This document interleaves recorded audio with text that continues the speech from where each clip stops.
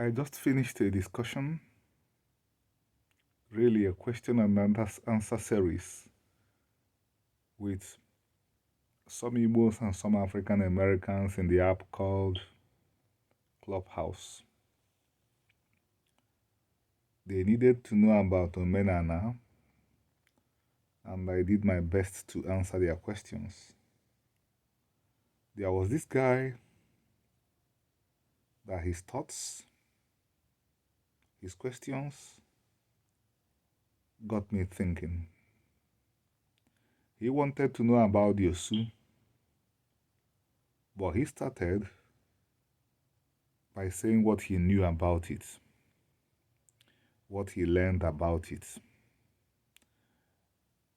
He talked totally in good faith. He only raised things he had heard and things he had read. And Igbo brothers and sisters, they were not complimentary of the Igbos at all. And he insisted that what he read were works by professors. They were so misrepresentative. If I got something, it was that Igbos would sit down, lie against themselves. And he claimed, or he stated, that the people he read these things from were professors. He said that a lot of people became Osu, or that a lot of people were Osu. And because they were Osu, they were shipped off into slavery. What could be further from the truth than this? The truth was that a lot of people became Osu because, in order to avoid the human traffickers, they ran into sanctuaries. But look at the way the story was twisted, that a lot of people were sold into slavery because they were Osu. But this was the opposite of what happened. Some people became Osu because they wanted to avoid, to run away from human traffickers. I did my best to explain to him and to the others the ways an Igbo could become Osu. And I will state those two ways here very clearly again. Somebody could become an Osu if a person feels frightened, feels threatened, and he runs into one of the sanctuaries of the Igbos. He becomes an Osu. When the Igbos were observing Omenana, he simply became an Osu when the Igbos were observing Omenana.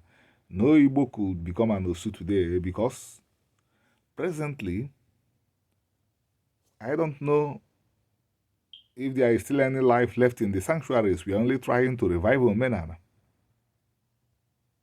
Apart from this way, what other way?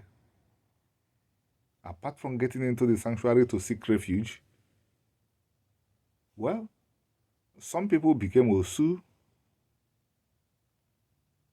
because basically one had to be running from something and then would get into that place and get sanctuary. And there are laws regulating the existence of the Osu in the sanctuaries. They cannot be molested, or they could not be molested, they could not be abused physically or verbally. They were protected as assistants to the priests. These professors, this gentleman claimed or said he read their works, never mentioned things like this. What they basically wrote was that the Osu were a different class. In other words, that they were outcasts, that basically it was very uncomplimentary. It resembled nothing I saw in the Igbo society. The only thing that the Osu was denied in the Igbo society was freedom to marry from the community he was working in. But remember, people never became Osu in the communities they belonged to. They came from other communities. I tried my best to explain to the gentleman that in better times, older times, Igbos married from their own communities, that this contributed to the Osu not being able to marry from that community. And let us even think about it. Some people go about today claiming that the Osu are denied political rights in their communities. If I go to the nearest community to mine, Newi, I will be denied every right, and I'm not an Osu. I will be denied every right of like headship of the community because I'm not from that community. So, if an Osu is residing in Nnewi, which he did not belong to originally, how could the Nnewi people make him Akajiofo or head when he's the oldest man? They couldn't because he didn't come from that community. I went on to explain that in better times, people disengaged from this service. If what was threatening them ceased to exist, assuming that somebody from Republic A was feeling threatened because of the presence of human traffickers, people looking for people to sell to the Atlantic world, and they ran to Community B and became Osude. If they, over time, if they heard that those human traffickers don't cross that path, all they did not so long ago was take a sheep to the chief priest they were serving under, or a goat, and the appropriate rituals will be performed, and they will no longer be Osu. It was done. I heard from older people that this was done. But after colonization, Christianization, when the world turned upside down, nobody bothered to do things like this again. Everybody thought that the world had changed permanently, that the Igbos would forget who was Osu and who was not Osu.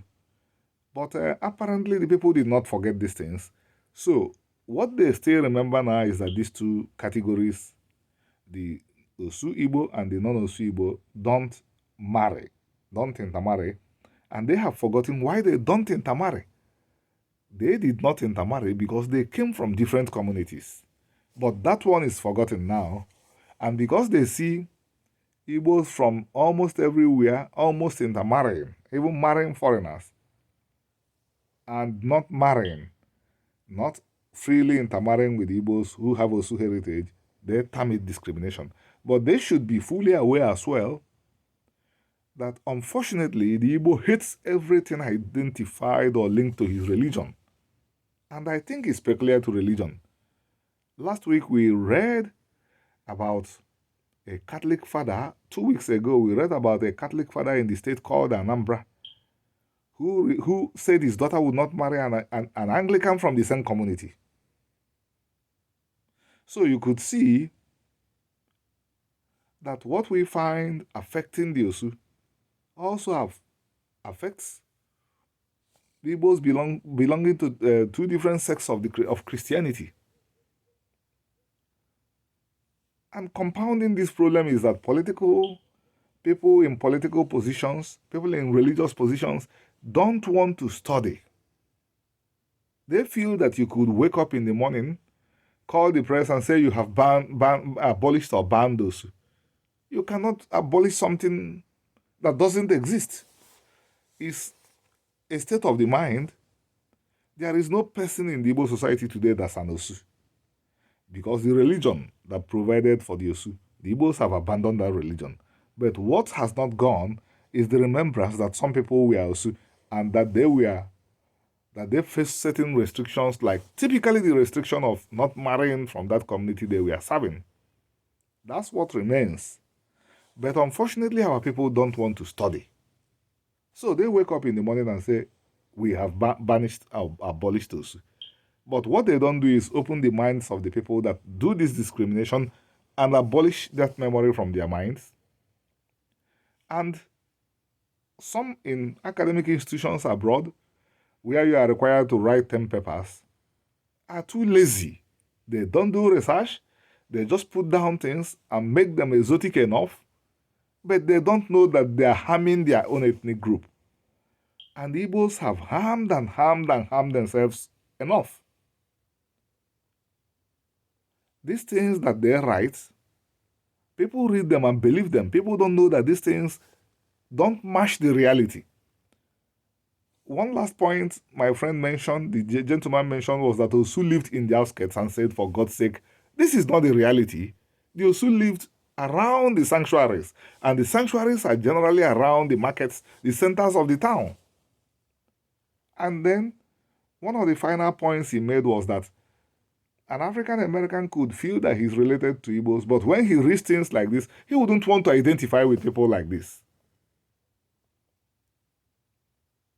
I don't know what we gain from hurting ourselves. I don't know. I'm really confused. The Igbos are the only group of people that do this, that fabricate lies and dump it on themselves. I've not seen any other group of people that live like this. I want to be done with this. I want to be done with this subject. Watch this video, share it at least 10 times to every group you belong to.